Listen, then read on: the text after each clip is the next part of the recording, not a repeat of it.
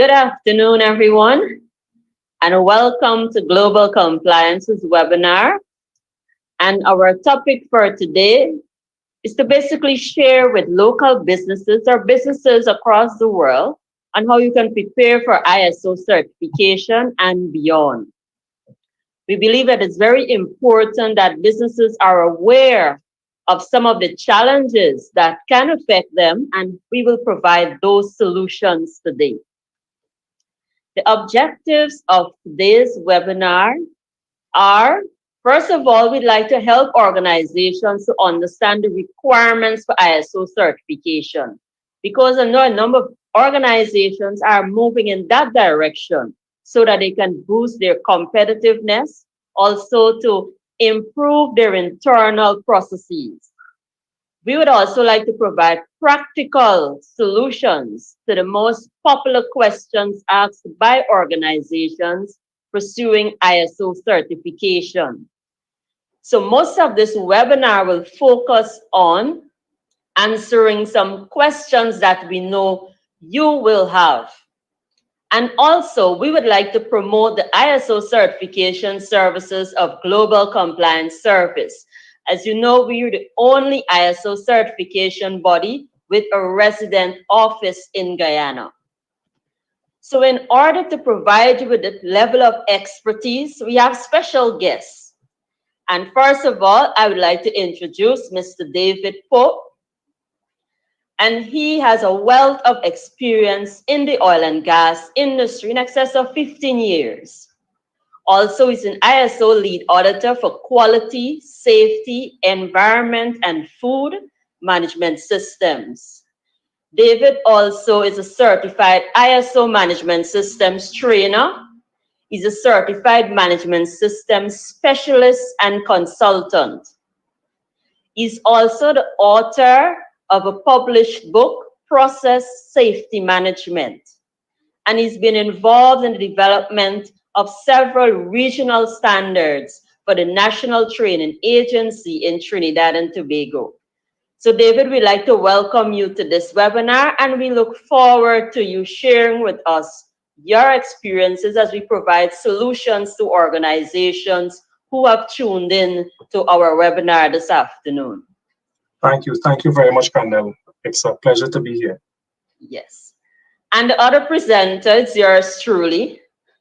I believe I'm no stranger to the ISO fraternity. I'm the Chief Executive Officer for Global Compliance Service, Guyana Inc. And I also bring with me a wealth of experience in the area of ISO management systems, quality assurance, and standardization. I'm the GCS authorized third-party certification auditor and trainer. So together with David this afternoon, we will share with you solutions that will help you pave the way towards a very successful and efficient ISO journey. We would like to clear up a lot of the misconceptions that you may have, some of the things that may be preventing you from pursuing ISO certification. Now, just to tell you a little about Global Compliance Service. Now, we are the facilitators for globally certified Guyanese organizations. And as you're aware, those of you tuning in from Guyana, Global Compliance Service is the only certified, or I should say internationally recognized registrar or certification body with a resident office in Guyana. So we have recognized the need for companies in Guyana to have access to ISO certification services at a more affordable cost. And also, they must be able to be globally recognized. And our mission statement is to provide the unique opportunity for local businesses to be globally competitive through the provision of internationally accredited certification services. So we would like to provide that opportunity to businesses in Guyana and also in Suriname to ensure that they can be competitive to international standards. Now, what adds credibility to global compliance service? A globally recognized ISO certification and training provider. I know some of you may be wondering why use global compliance service, and I will share with you some of the things why you should use us. First of all, we're an accredited certification body or registrar. So we're accredited by the International Accreditation Service. And certifications issued by Global Compliance Service are recognized and accepted globally. And as an accredited certification body, we have joined on to MRA agreements with the International Accreditation Forum so that our certificates are accepted or recognized by other certification bodies in other jurisdictions.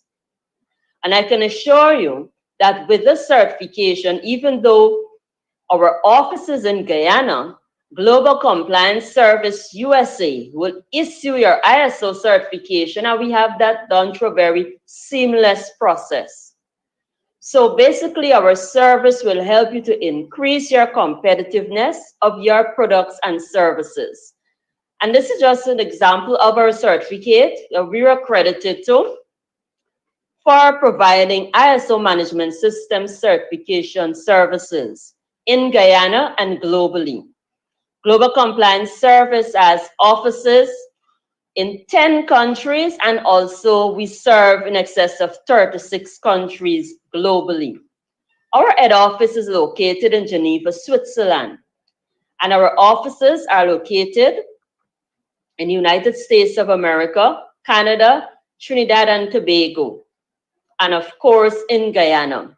And our Guyana office works directly through the office in the United States of America. Global Compliance Service has over 20 years of experience in providing training and certification services in over 36 countries across the world. So we're very happy to be the first accredited certification body to have that resident office in Guyana. So our local businesses and organizations, there is no need for you to have auditors flying into Guyana. You can use local content and auditors from right in Guyana to conduct your ISO certification audits. In addition to ISO certification to the ISO 9001 standard, our scope also covers a wide range of management system standards, such as the ISO 22000 Food Safety Management System Standard, the ISO 45001 Occupational Health and Safety Standard, and the ISO 14001, which is the Environmental Management System Standard. To support our ISO process, we also have training programs, which we will offer to certify our participants. So we offer training on the ISO management system standards, as you would see listed there, as well as the lead auditor and internal auditor courses to support those management system standards.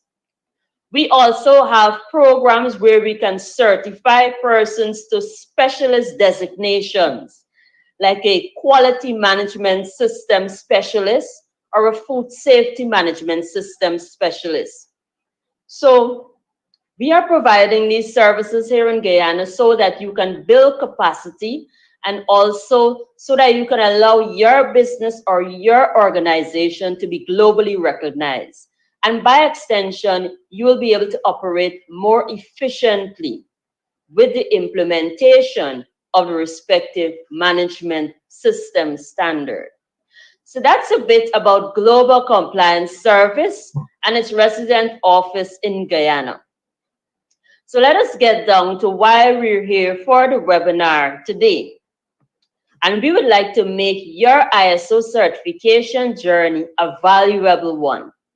So I'll basically start a discussion with David, asking him some very popular questions that I'm sure you may have, and we will provide the solutions to those questions. And we also look forward to you posting questions if you join us on Facebook or you've registered into our Zoom room, that you will pose those questions and we will be happy to answer them. So, David, I know you've been working with a number of organizations over the years that you've operated as a consultant. And I know one of the questions that, organizations would ask, what do I have to do to become certified to an international standard? And I know many businesses in Guyana would have that question because, they're hearing, oh, almost every month a company is becoming certified, or there's a question around how can I get certified? What do I have to do? So David, please shed some light on that. Okay, sure. Thanks, Candel. And this is the fundamental question companies have across the board. They may know for some type of reason that they would like to be ISO certified. And the question they have is, what do I have to do to become certified? Now, to become certified to an international standard, you need to be audited by an accredited certification body. And that certification body, upon the completion of the audit, will issue you or your organization with an ISO certificate. But the question now lies, what is this certification body? What are they coming to see? So they are coming to see a management system. So we need to implement a comprehensive management system into the organization that is going to demonstrate how we provide our products and services with quality to an internationally accepted criteria. That is where the ideas and the methodologies and the concepts differ from consultant to consultant. I myself have been in the realm of consultancy for quite a while, and our focus as consultants is to implement a management system that meets the requirements of an ISO 9001 standard if it's quality, ISO 45001 standard if it's health and safety. Now, when we use the word management system, when we use the word ISO, what does it boil down to? It is really a series of documented and traceable evidence that your performance meets the requirements as prescribed by the international standard. What is a standard? A standard is a document that lays out certain guidelines for and certain criterias for acceptance by the certification body. So I'm not sure if that answers your question comprehensively, Candel. Yes, it does. So the other question we have, how much do I have to invest in my organization for certification? Because I know once the company is going to embark on this new project, they would like to know the type of investment they have to make. And after that, they would like to know, what's the fastest period? Because, sometimes companies can be very impatient. Correct. With the process. So just share with us how we can, how they can invest, how much they have to invest in certification. Okay, so the cost for certification falls into two groups, and it's two independent groups. No certification body or no consultant can give you one price to become ISO certified, because there are two main costs involved, and the two costs cannot be bundled as one.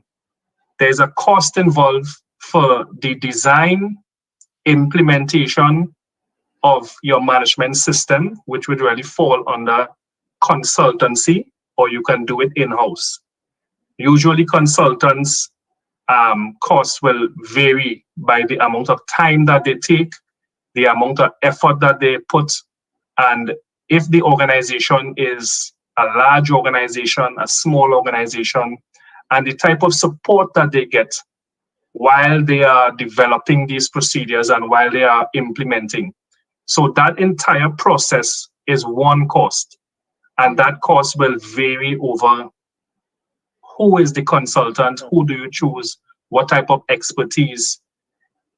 Even if an organization chooses to develop and to implement that management system internally, there's a cost involved in training. So organizations, to save costs, what they do is they use their in-house staff to send their in-house staff to get certified training, which will enable them to have the skills and competence to develop and implement a management system. So they try to eliminate the cost of having a consultant, but there's still a cost. That cost is going to vary by consultant to consultant. So there is no one cost involved in that aspect. Another aspect is the cost for the audit and certification. The reason why I indicated that the two costs cannot be compiled as one, because of impartiality, a consultant is not authorized to certify an organization, and a certification body is not authorized to consult and implement. So it's two distinct areas that will incur cost. Now, what about the certification body? The cost for audits and certification varies by the scope of certification, meaning an organization can be ISO certified for a range of services. So if an organization has one type of service and another organization, a similar organization, has 15 services, the organization with 15 services will pay more. There's also the amount of employees, the amount of locations. So what I usually advise organizations to do is to try to get costing or try to get quotations from at least 3 accredited certification bodies so they can match the cost as far as audit and certification is concerned. That by itself might seem easy, but it's a daunting task because the responsiveness of some of these certification bodies are quite slow, and some of these certification bodies might not declare all the costs upfront. So that can be a little tricky. But if I need to give a ballpark range of the cost involved for an audit and certification, it's going to be quite wide. It can be as low as 2,500 US to as high as 35 to 40,000 US, according to the size, the scope, and the details involved. So there is no one cost involved here. Yes, very interesting overview, and I hope that the organizations will now see that when they're going to embark on this journey, they have to really take the holistic approach. The cost for consultancy, whether they're going to do it by themselves or hire a consultant. And also it's good to also have the cost or a quotation for the certification so they can look at the entire budget and plan the journey through so they will not, have to fall short midway during the process. So that's a good overview of the investment required by organization. So what is the fastest period you've seen companies achieve certification over the years? I always give guidance to having a minimum and a maximum amount. So a good time frame for an organization to design and develop and to implement would be 3 months. Anything over 6 months, it can have a negative impact for implementation. Now, this that I'm telling you about, certain consultants and certain professionals might have a varying opinion on this. But if a consultant is implementing a management system in your organization that is more than 6 months, I have heard organizations that are implementing a management system for 1 year, 18 months, 2 years. What happens is the organization now drops off as far as momentum is concerned for implementation. I have seen consultants started to implement a management system and take 16, 18 months, and the standard itself have been revised within that time. So that 16 to 18 months have now went into overdrive, where the consultant will say, okay, I was implementing towards the 9001, 2008 version, and now it's 2015, and there's a new version, and they need to start all over again. Right now, the TC 176 committee have voted to receive comments and receive to start the process of revising the ISO 9001 standard. So if an organization at this point in time is thinking of being ISO certified, they shouldn't go for more than 3 to 6 months. It is of the belief that you must have a minimum amount of implementation, and there's a yes and there's a no. In my history of consultancy, I have implemented management systems in organizations for 2 months, and they become ISO certified. Now, a management system is not something an organization develops from scratch. A management system is anything the organization does to provide quality and customer satisfaction. So each organization in Guyana, as it stands today, have some sort of quality management system. The quality management system might not be documented. The quality management system might not be known by all levels, but I'm sure if you ask the question, what do you do to ensure that your customers are satisfied? They are going to list out a series of things that they do. They might not have it documented. That means that that organization is already operating with a quality management system. That system is not documented, and that system might not be in alignment with the ISO 9001 requirements. But as a consultant going into an organization, developing policies, developing systems, developing procedures, that company was already operating a quality management system. As a consultant, I would go in there and I would redefine it. I may document some of the areas and I may introduce new areas. But I will never say that I, as the consultant, implement a system and that quality system is now 2 months, 3 months old. That company may be operating for 1 year, 2 years. And that company, while in operation, are putting systems in place, whether it be documented or not, to achieve customer satisfaction. Yes, quite true. So I'm hoping that the companies listening there are taking note, right? So you already are operating because your business is functioning. You're providing service or products to customers. So you're just adding in and improving what you're currently doing. So it's not starting from ground zero. Correct. So bear that in mind. You're not starting from Nothing. You already have something once you're functioning.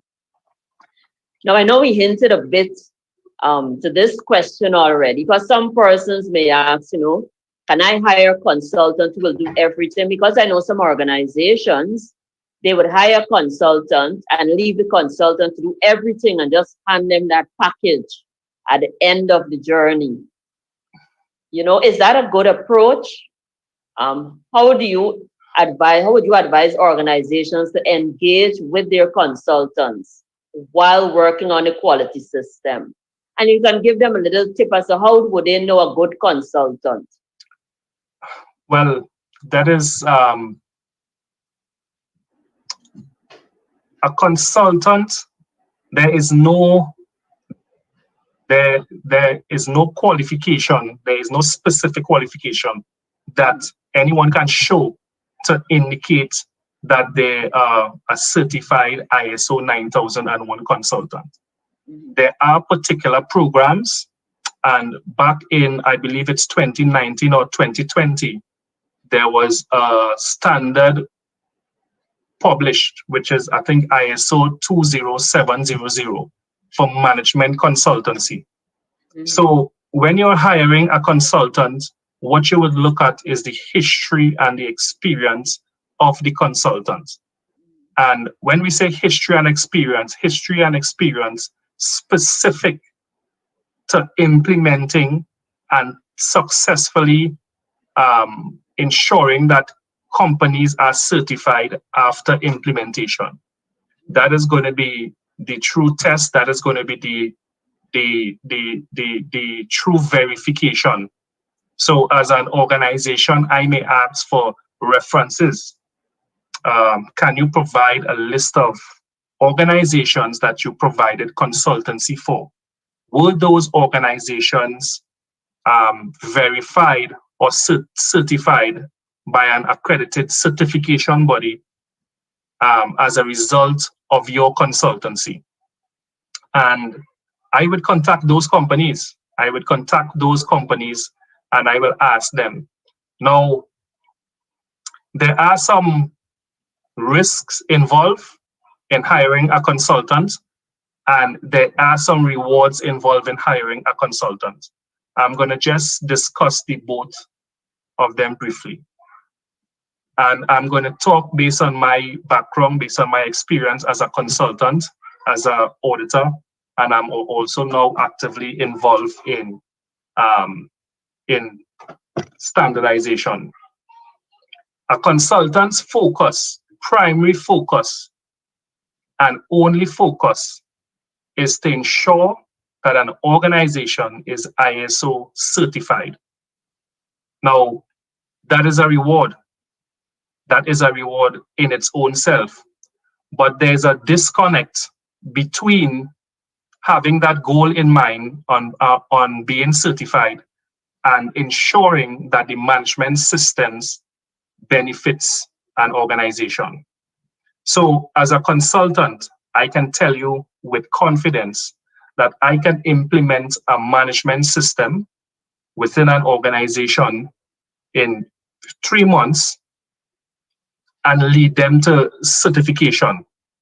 That management system does not necessarily benefit the organization, but what that management system is doing is ticking the box on all the requirements of the ISO 9001 2015 requirements. This is where the interpretation of the standard, there is a varying opinion on the interpretation of the standard, because an organization can implement a management system to benefit or to make their processes better. So when you hire a consultant, that consultant needs to, any policy, any procedure, any documents that consultant is proposing to introduce into the organization, it's supposed to be beneficial to the organization. Far too often, I have seen consultancies where persons go in and they add tons of documents and they add tons of policies, and the company is certified and they're happy that they are certified, but the processes, the real test is to ensure that that company can achieve a higher level of customer satisfaction at the end. So when you're hiring a consultant, you need to put systems in place to ensure that that consultant actually improve the processes of the organization while achieving the end goal, which is to become ISO certified. Yes. So yes, you can hire a consultant, but that consultant need to be managed. And when I use the term manage, I mean the organization can set top level objectives and goals and ensure that anything the consultant does, it benefits the organization rather than just apply unnecessary policies and procedures, which will make things a little more difficult. Yep. How do I select a good one? This is a question that I've been asked time and time and time again because of my current position. I cannot do direct consultancy, nor can I personally endorse any consultants. But I can surely point you in the right direction, and any certification body can point you in the right direction of good consultants.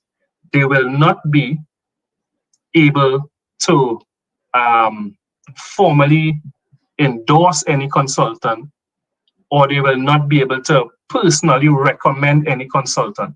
But I know a lot of consultant companies that have proven themselves time and time again, right in Guyana, right there. There are a lot of consultants right in Guyana, a lot of consultancy companies right in Guyana that have proven themselves time and time again.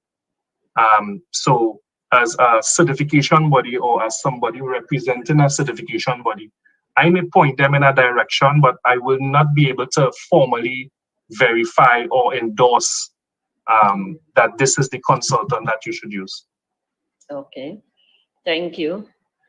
Very insightful information for the organization. So you must engage the consultant, ensure that your company is benefiting from the consultancy. So it's not just moving to become compliant, but you must ensure that your business is also improving as that quality system is developed. Now, some businesses or organizations, some may be small, some may not have the expertise, and they would like to know if it's a good practice to hire an auditor to do their internal audits, or do they have to train a staff internally to perform their internal audits? No, internal audits can be performed by certified auditors.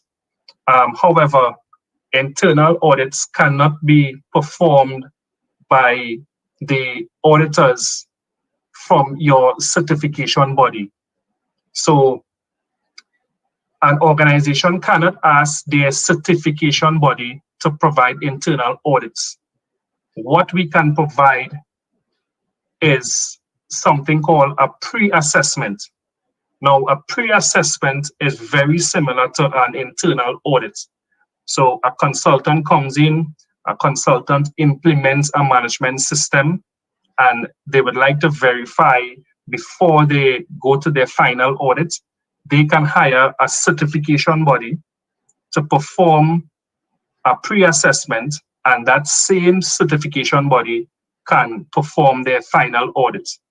After they have become ISO certified, that certification body cannot perform internal audits. As far as auditors are concerned, they can hire auditors, they can hire external assistants. I know in Guyana right there, the National Bureau of Standards conducts a lot of internal audits. We also have certified professionals right in Guyana that are certified qualified auditors that can perform your internal audits for you. So Yes, you can outsource your internal audits. There's a minimum requirement that an internal audit must be done at least once per year. So that is something that small organizations can choose to outsource that to a certified auditor or a competent body to perform internal audits. Yeah. And is it advisable for the consultant who works for the company to do the internal audit for the company also? The consultant can do the internal audits. However, if you're looking for objectivity, having the same consultant perform internal audits, it will be that they are auditing their own work. They are the persons who implement, they are the persons who do consultancy. So the best effect is to have an external third party perform an internal audit, or if you are doing it in-house, ensure that the persons who are auditing, they are not auditing their own work, because the consultant is there and all the policies, the procedures, the processes are being guided by the consultant. For the consultant to come and do an internal audit, it is something that can be done, but it is something that the organization may not get the benefit that they're looking for. They wouldn't get that objectivity. Okay, that's great to hear. So when your consultants have developed the system, it's good to have an independent or another party conduct that audit for objectivity, and you'll be able to get the best results. Now, when persons are starting the implementation journey, they want to start the ISO journey, start the implementation process. Where do they start? If they work with a consultant, where would that consultant start them? What's the most recommended first steps for any business now embarking on their ISO certification journey? So any organization at this point in time embarking on their ISO journey should always start with some type of training, some type of awareness. Far too often, I see where a consultant is tasked with implementing a management system within an organization, but there is no one in the organization that has some sense of understanding. What is the process involved? What is ISO? What are some of the key steps? What that means is that you can be getting ineffective guidance from your consultant. So I would advise that any organization start their implementation journey with some sort of training. And that training should be specific to understanding the requirements of the standard. The more a person and an organization understands the requirements of the ISO 9001 standard, when you have a consultant come on board, you will be able to know, or you will get some indications as to if you're being guided in the right direction. Not only that, when you start with training, you might get the feel that this is something that you can achieve. That particular training that you are getting, you may understand how that applies to your company, and that training might be in such a way that you may be able to develop your own policies and procedures because you understand the requirements. So we should always start the implementation journey with an organization sending at least one or a few of their staff members to understand what ISO is about. What is the requirement? What is this? What does ISO 9001 mean? And they should start it from there. Yes, that's so true. Because many persons may say, okay, they're hiring a consultant, so they don't have to invest in the training of their staff. But with that knowledge on the requirements of the standard, especially the interpretation of the requirements, they will be able to work closer with the consultant and be able to have a better understanding of the ISO process. And also it will help them to ensure that the systems developed can benefit their organization. Very important. Now, there's some businesses, organizations who may find themselves to be quite busy. They know they always have a heavy workload, as we would say. Probably can say they're very productive. And when they're approached, for implementation or to move towards ISO certification, they may say, okay, our team members are busy, everybody is tied up, we have packed schedule. They don't have the time to spare to develop the quality system. What advice would you give such an organization where they would want the quality system, but they have not found the time or seen it possible to actually focus or have themselves focused on developing the quality system? I would say to that organization that organization is not ready to be ISO certified. Mm-hmm. An organization must see the need.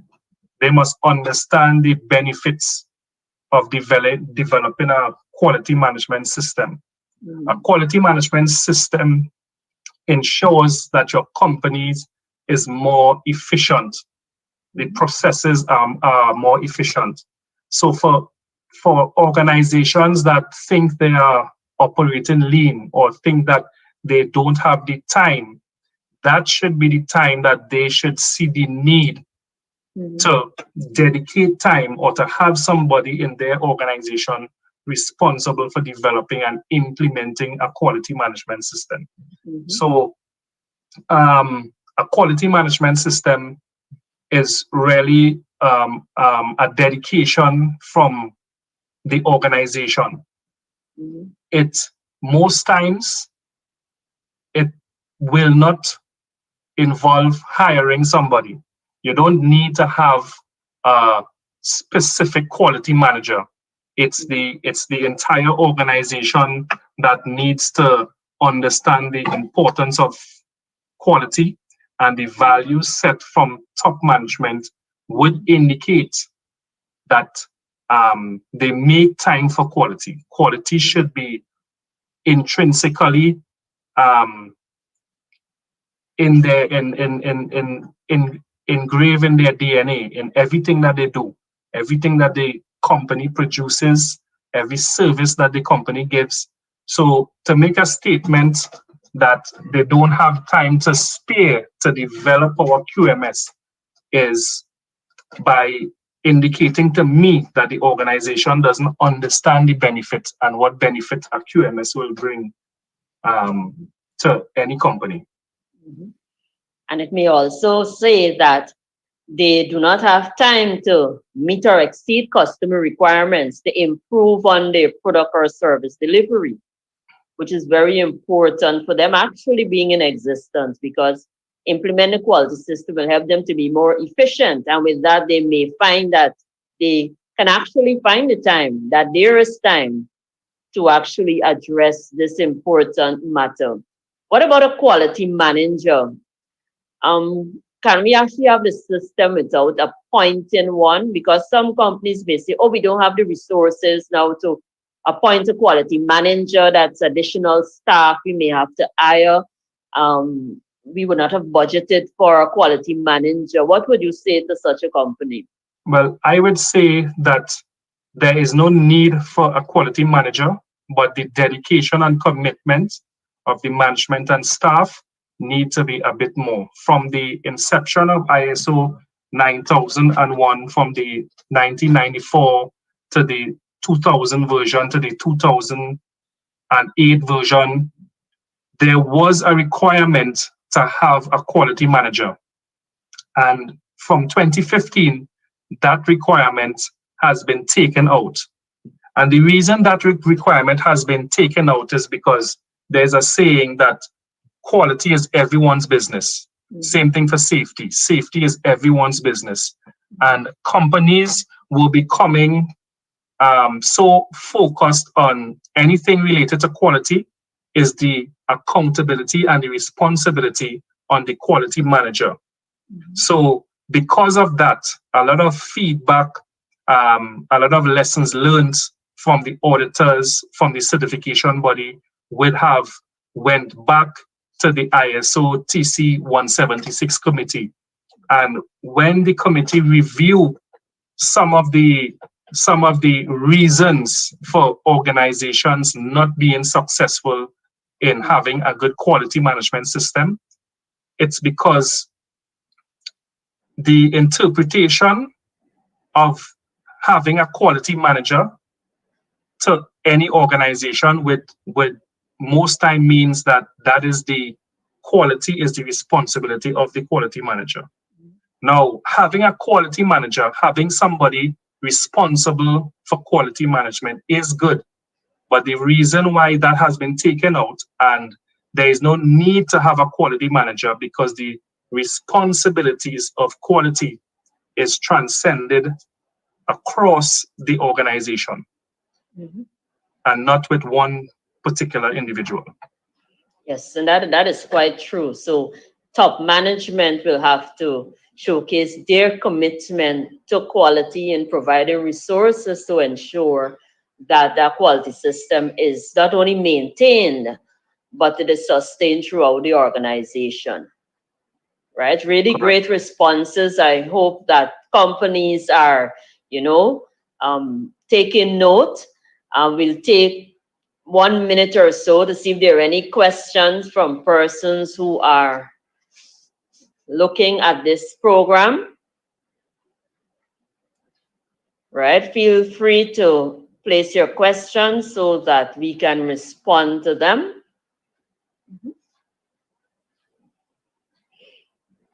All right, so in the interim, we have another question for you, David. Sure. Is it mandatory to have a quality manual? Well, it is not mandatory to have a quality manual. This change is keeping in line with the same idea or the same lessons learned before 2015. The same root cause for not having a quality manager, they also eliminated the mandatory, and that word mandatory means must have. So they haven't eliminated the quality manual, they eliminated the need that a quality manual is mandatory, because a lot of persons believe that a management system is a quality manual. So a lot of organizations spend so much of effort in developing a quality manual, and they believe that if their quality manual is 250 pages, it is going to be better than a quality manual with 150 pages. They put so much effort in believing that that is what is going to ensure that they pass the audits, that what the TC 176 committee again did is they said that an organization, it is not mandatory for an organization to have a quality manual. What they did supplement is they introduced something called risk-based thinking, and they reiterated or made it more explicit a particular clause that was inserted in the year 2000. It was also highlighted in 2008, but they bring it to the forefront, and they make it more explicit about something they call the process approach. So what they want to do is to eliminate organizations focusing on the belief that a quality manual is a management system, and that is what is going to make them pass an audit. The pros and cons of having a manual is that a properly documented manual can guide an auditor and can guide an organization or any interested party on the different requirements that the organization has in their quality management system. So a quality manual is not made up of procedures. A quality manual is not made up of policies. A quality manual is a guidance document that an organization would have that would describe everything the organization has, that would incorporate their management system. The pros in having the quality manual, I believe it's ISO 9001 section, I think it's 7.1.4 or 7 point something, talks about organizational knowledge. And organizational knowledge is where the experience, the skills, the competence, and the understanding that the organization can retain that particular knowledge. Having a quality manual, having work instructions, documents, procedures documented is ensuring that that knowledge and that information retains with the organization and not with a person. Without a quality manual, the organization must be very in tune with quality, and they must have a strong quality culture. A manual would assist the organization to retain organizational knowledge. So if the supervisors leave the organization, line managers leave, a new person come into the organization has knowledge that that person could go to that manual and say, okay, this is how we deal with management review. This is how we deal with internal audits. This is how we deal with customer feedback. So again, it is not mandatory. I always advise an organization to have a properly well-documented quality manual as a guidance document, not as procedures or policies, but as a document that someone can read in a easy format that would explain how the organizations structures their quality management system. Yep. And sometimes you will see manuals developed which looks like a photocopy of the standard too. That will not be so beneficial to the organization. But it should basically state what the organization is doing in terms of its quality system, how it's going to go about implementing its quality management system. Correct. Now, after I've developed my system, what do I do next? So the company would have completed their quality system and they're satisfied with it. What are some of the next steps those companies can do? Okay, so developing a quality management system is just the start. It's a journey. It's the foundation. So a lot of consultants, the reason why they spend 1 year, a year and a half, 2 years on a management system is because they have the concept that a management system can be implemented. A management system cannot be implemented. Implementation is a continuous process. So if a management system is developed in 3 months, in 6 months, an auditor will validate or will give or will recommend certification because that management system has proven to have all the foundational elements that an organization can now continue implemented in the right way. So after an organization becomes certified, they could now enter the cycle of continuous improvement.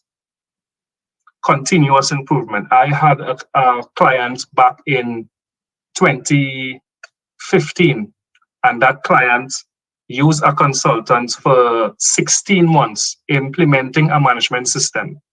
And when they applied for an audit, the audit reveals that they had numerous amount of major non-conformances.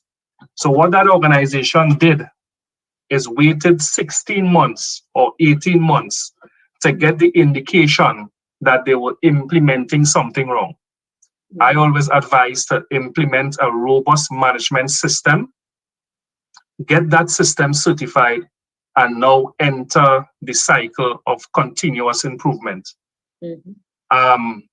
After there are standards designed for continuous improvement, I have seen, again, consultants using the ISO 9001 system year in, year out, every year.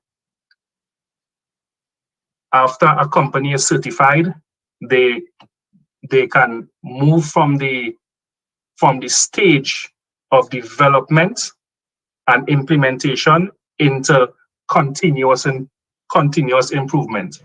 ISO published a standard called ISO 9004, 9004. 9004 is a standard that organizations can use for continuous improvement and for sustained success. Yep, quite true. So those of you listening, this is a journey that is set out to continually improve your business. So it's not developing the system and that's it, but the next stage is for a continuous improvement of your quality system and your organization. Now, during the implementation phase, there may be some areas that companies will find to be challenging. I'm sure during your experience as a consultant, you would have recognized there are some areas that, you know, top management sometimes have a difficulty in accepting for implementation, and they may have several meetings before you move off from this particular stage because there's something that they may not want to change, you know, that the standard may require so that they can be more efficient, right? So how can companies avoid such challenges? Like, you could probably share with us some of the challenges some businesses face during this journey of developing their quality system. Okay, so the most challenging issue that we have prevailing from 2015, and we are now in the year 2021. It was a challenge prior to 2015, and they tried to revise the standard in the hope that companies, organizations, consultants would come away from the piles of documents and would come away from the focus being on a large management system. To date, I am seeing the feedback going to the TC 176 committee that enough was not done in the 2015 revision to reiterate the points and to come away from the unnecessary documents and reiterate more risk-based thinking and a process approach. So the most difficult, challenging concept for organizations to overcome is to keep it simple. Yep. To keep it simple. Usually they try to implement too much. The procedures are too long, it is too bureaucratic, it is too difficult. They also try to use the standard as a timeline to create a policy and a procedure for every single requirement under the standard. That is a major issue at the moment. Organizations, especially SMEs, are not keeping it simple. And there's a particular clause in there that they introduced to try to have organizations focus on the importance, what is important to them, and that is context of the organization. That is an entire clause that once implemented the right way, an organization would get a roadmap on what is beneficial to them, what are the policies and processes that they need to achieve customer satisfaction. So organizations are not keeping it simple. Organizations are implementing too much documented information, and it has become an additional task to manage these piles of documents. How to avoid these challenges? Awareness and training. Awareness in understanding the interpretation of the standard. So there is the standard, then there is interpretation of the standard, and then there is application of the standard. The standard is not, the standard is very dynamic. And that is the reason for implementing that clause 4. What is going to work for one organization is not going to work for the next organization. And SMEs, small to medium-sized companies, are using the standard and they are not interpreting it the right way. So proper training can assist with interpretation of the standard, and proper training can assist with the application of the standard. Some of the areas and the processes I have seen persons talk about risk and opportunities, and they have a 10-15 page risk management process in place and risk assessments for all their critical processes. And that is not what the standard is asking for. It may work for certain organizations, but the application, the interpretation, and being able to apply that in a simple way is what organizations are still trying to grasp and understanding for. So I would say training, an organization can overcome those challenges by attending training. I would always advise training from a certification body. Now, all trainings are good, but certification bodies have information that they use. Certification bodies grow in the understanding because these are the organizations that are performing audits.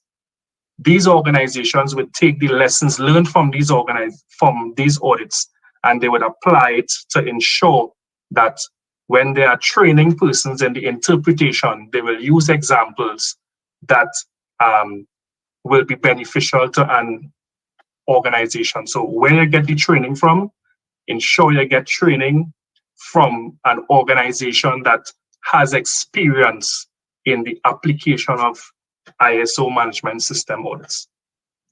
Yes, and that's so true for our organizations. And also to reduce the level of documentation, we have what we call a process approach that can be used with a risk-based thinking. So it's very important that organizations adopt these approaches and not focus on the complex documentation and the system. And some of the organizations with these very large quality manual, you'll find staff are not encouraged to read it. Nobody reads it. So it's like an archive document there. Nobody reads it, nobody goes to it. But from the size of the document, persons are not encouraged. So make your system simple and understandable so that it can benefit the entire organization. So we're almost there to the end, and we basically encourage you to utilize this information as you move on your journey towards certification, or even if you're implementing your quality system.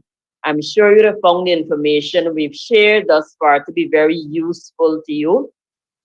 And what I'm going to do now quickly is to just explain to you what the certification process is like. So David, you can give them a little overview. We have a little schematic of our certification process, because I know many persons may want to know what is involved with certification. So after you become compliant to the standard, whether it be ISO 9001, or even as you're about to begin your journey, remember early in the presentation, we said it's very important that you have a quotation, and it's advisable at least 3 certification bodies so that you will be able to have a budgeted cost for the entire process. So what you do for Global Compliance Service, you submit your application form, that completed application form. And once you receive your completed application form, we provide you with a quotation or a proposal to address your scope for certification within 24 hours, right? And we've been doing that consistently. So within 24 hours, you would get a quotation which will outline to you what will be your proposed cost for certification. And the cost for certification will have your initial cost, which is for your first certification audit. So it has your application fee, the cost for initial certification, and the certification period is for 3 years. So you'll also have the cost for surveillance, the first surveillance, which is the end of year 1, and your second surveillance. So that will be the combined cost for certification for your 3-year period. But at inception, you're just required to pay the initial cost for certification. So once you've approved the quotation that we would have sent to you and you return that approved sheet within the quotation or within the proposal, right? And you've signed that contract, for us to move forward, we will request you pay down 50% of the certification fee. We also have provisions where at the moment, to help businesses along the way, we actually will provide your stage 1, or we conduct your stage 1 audit with no financial obligations, because some companies may not be too sure of their level of readiness. So we basically complete that document review for you and request a list of the mandatory documents as specified in the standard, like the scope for certification, your objectives, your quality policy, if there are any exclusions, and review it. So once you've passed that stage 1, or all your documents are in order, you have the framework to show that you have a quality system which complies to, for example, the ISO 9001 standard. We will indicate that to you, and we can then go ahead and schedule your stage 2 audit. Now, depending on the size of the company, in the proposal, you're going to be told, how long your audit will be. How many days for your audit? It can be 2 days, 3 days, 7 days. So it depends on the size of your organization, the number of locations you want to certify, and also the scope of certification. So that will vary. And when we complete that stage 2 audit and your audit report is presented to our technical certification committee at Global Compliance Service USA, you get your approval within a 4 to 6 week period, right? And we have companies in Guyana who can attest that they've actually received a decision on certification within a month of completion of the audit. The only delays that you may have is if we find major nonconformities during the stage 2 audit. But as far as possible, once you've passed the stage 1 and you've met all of the requirements, it's highly unlikely that you will have a major nonconformity unless you've documented something that you're not doing it at your, during the stage 1 audit. There is no evidence to show that you are compliant, right? So the process is very simple. You receive your certificate from Global Compliance Service with all of the administrative documentation for certification, and also you can utilize our logo on your company's business cards on your websites to showcase that you are certified. And a certificate can be accompanied or sent along with documents. For example, if you're tendering for projects, to provide that assurance that you're complying with the requirements of the international standard, whether it's the ISO 9001 or the ISO 45001 standard. So with global recognition, you can increase your market share, profits, and brand. So it's just a schematic presentation of our certification process. It's very simple, not a very complex process. David, I don't know if you want to add anything to that. No, but once you're compliant, we're here waiting for that completed application form. That's good. That's good. Thank you, Candel. Any questions? Now, some organizations may want to know what's their role during the certification process. And I would have addressed some of it. For example, they're to complete the application form as accurately as possible, make payments as required based on our arrangement. And at Global Compliance Service, we have many payment options to suit our client needs. And also during the audit stage 1 and stage 2, to be very cooperative with the certification body. Be open, respond to questions. You can also ask the certification body questions because you'd like to benefit as much as possible from the certification process. And at Global Compliance Service, we ensure it's a value-added process. You must see this audit actually benefiting your company so that you continually improve your quality system and your internal processes. Right? Good. So if persons want to know their role, basically that's it. This role of the certification body is for us to provide competent and professional auditors to execute the certification process, very transparent, that conforms to the requirements of the standard that we are accredited to. Isn't that so, David? Correct. So our process cannot be questioned. It's internationally recognized. It's an internationally recognized certification process that is utilized to issue the certificate. I don't know if David would want to add anything to that, but our role is to provide credible certification services to you and to ensure that your certificate is valid, it's globally accepted, and it's a true reflection of what we see at your business when we conduct the audit.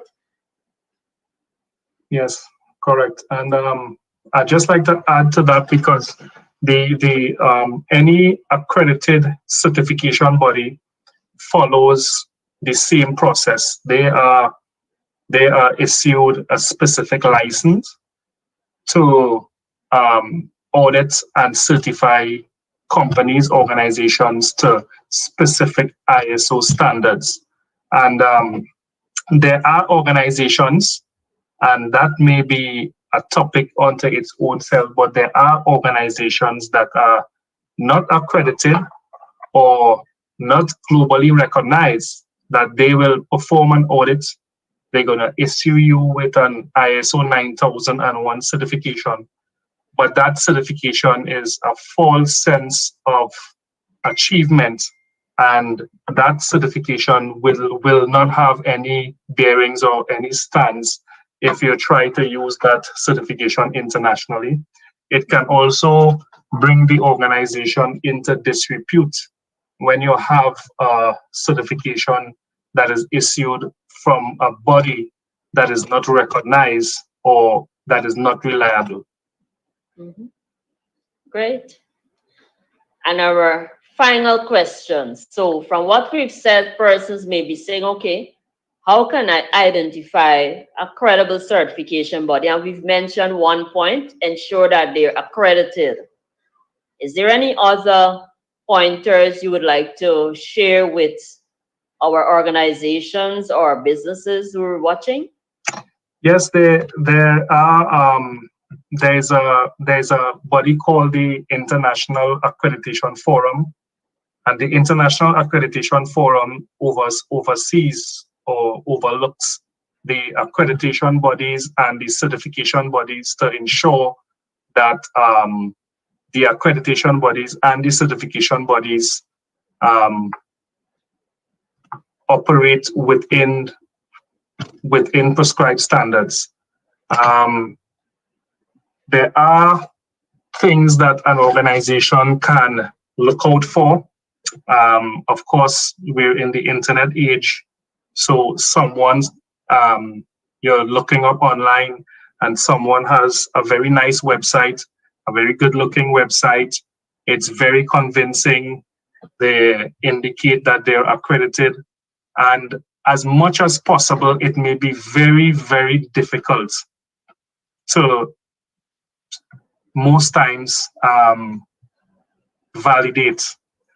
The first thing you should do is you should look for that organization's accreditation. And each accreditation comes with an accreditation number. So it's not enough for GCS to indicate that we are certified by IAS or we are certified by ANSI. We need to declare on our website, in our company profile, what is our accredited number.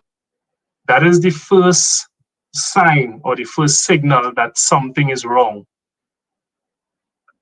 Certification body indicating that I am certified to this particular requirements, but they don't have an accredited number.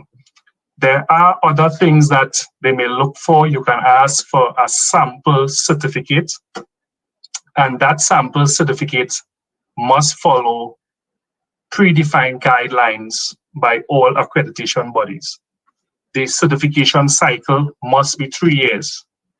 The certification cycle cannot be longer than 3 years, or the certification cycle cannot be less than 3 years. The certification cycle must be 3 years. Each certificate must be given a unique identification code, and you look at other things like the signatures on the certificates, and you try to trace that back to the accreditation body. So there are some videos that I can share with you from the International Accreditation Forum that you can disperse to your membership groups of some things that the accreditation body, the International Accreditation Service, is asking for organizations to be on the lookout for. Mm-hmm. All right.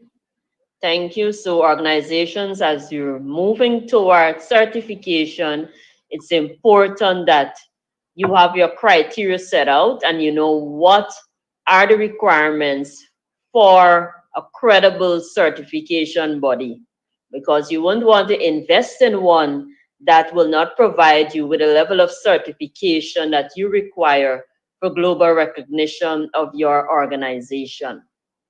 Right?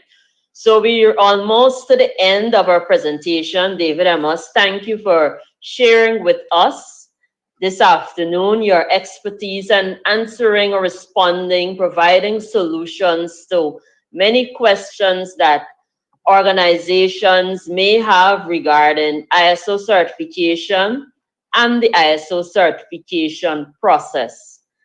I trust that the information shared will help our businesses to clarify a lot of the concerns some of them may have, right? So as we wait on the questions, I'd just like to indicate or to share with our viewers why they must choose Global Compliance Service as their certification body.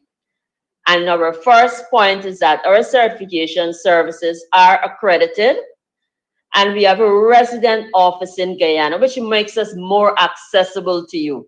You know, when you're using a certification body out of your jurisdiction, sometimes it's difficult to meet with the representative of that certification body. Sometimes you're trying to get in touch with them and you don't get in touch with them. You don't get a response for days from them. But we right here in Guyana, by telephone, by WhatsApp, by direct contact, visiting the office. So you have personalized service with us right here in Guyana.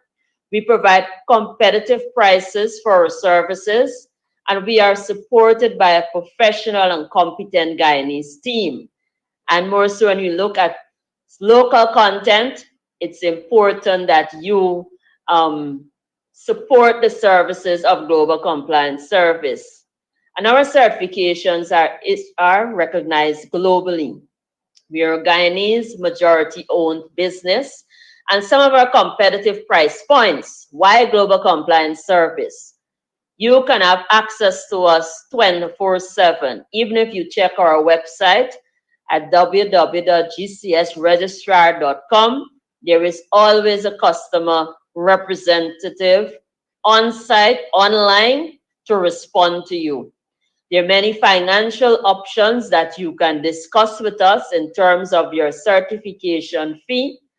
We want to ensure that you get value, and also we're not looking at you also paying the fee, but also ensuring that it's affordable to meet your budget. Global Compliance Service has certified over 376 companies globally. And remember, we mentioned in our presentation that you should check to see what are the credentials of the certification body. You go and you research, you check our website, you will see the data. And we're present in over 36 countries. Whereas in Guyana, we've certified over 10 companies. And through our local office, over the past year, we've managed to certify 3 additional companies on the Global Compliance Services umbrella. If you should check the ISO website, which was published in August 2020, we have almost 35% of the market share for companies certified in Guyana. So Global Compliance Service is your credible and professionally competent ISO certification body and provider with a resident office in Guyana. And I will just share with you a list of companies who are certified with Global Compliance Service in Guyana. And I'm sure that if you call any of these companies, they can testify of the professional service that we would have offered to them, our valued customers. So once you're ready for certification, get on board and join the group of companies that are certified globally by Global Compliance Service. In addition to certification, we also provide training, as I mentioned in the opening introduction for the webinar. Over 125 trained and qualified auditors over the years. And also we cover wide scope of industries, and we have them listed there. Manufacturing, healthcare, the oil and gas sector, transportation, energy, security, garbage disposal services, distribution services, education, healthcare, and you name it.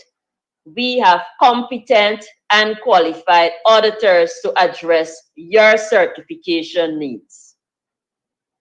So I want to thank you for being with us and also for engaging us during this webinar. And we hope that the information shared will help you to better achieve your objective of either implementing your quality system or becoming certified to an international standard. So David, I don't know if you'd like to give us some closing remarks before we end this webinar. Okay, so thank you, Candel. Thank you for it's a pleasure to be here. I'm always available. I'm always delighted to provide and share my knowledge and experience in areas of health and safety, oil and gas, and quality. In my years of experience, in my over 15 years of experience, it has always been difficult. It has been really, really difficult to have a regional or a local certification body. What usually happens is that usually sends up the cost tremendously. There are limited certification bodies regionally, and there are no resident certification body besides GCS in Guyana and in Trinidad and Tobago. So there are tremendous financial benefits in having a certification body locally that is internationally accredited and internationally certified. And organizations that are certified to other registrars can take advantage of a certification body that is local by maybe giving them a call and inquiring if they can transfer their current certification over to GCS, 1, to support local content, and 2, to have way better prices more efficient. It's going to be better prices. The auditing process is going to be much easier. The certification body is more accessible. You can pick up the phone and call them anytime. So there are tremendous benefits in having an accredited certification body locally. I'm not sure if you covered the transfer benefits and the cost savings benefits in being local. Mhm. Yes, thank you, David. And as you've mentioned, yes, we are available to facilitate transfers from other certification bodies. And the price savings, as I mentioned earlier, you would save on the cost of auditors coming to Guyana, the cost of the hotel fee, accommodation, and transportation services. I know many persons may be benefiting from the virtual audits, but when the COVID period has come to an end and the auditors start to travel, then you will feel the blunt of the cost for certification. So I encourage you to get on board and call Global Compliance Service. Our contact information is on the screen. You can call us at any time or you can email us and we will certainly be willing to address your needs. So thank you again for joining us at this our webinar, and I know we will be having other webinars and we will encourage you to join us as we continue to share information that we know will be beneficial to our local businesses or organizations, basically to help you along the journey to become internationally and globally recognized. Thank you again. Until another time. Thank you, Kandel. Thank you.